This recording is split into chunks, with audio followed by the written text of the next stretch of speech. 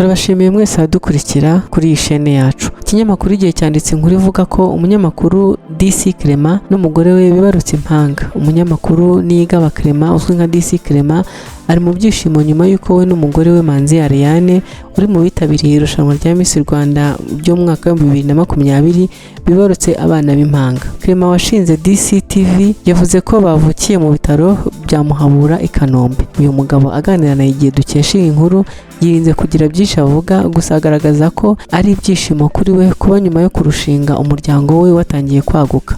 Yagize ati nishimiye ko nyuma yo kurushinga umuryango wanjye watangiye kwaguka, nishimwe rikomeye ku Mana.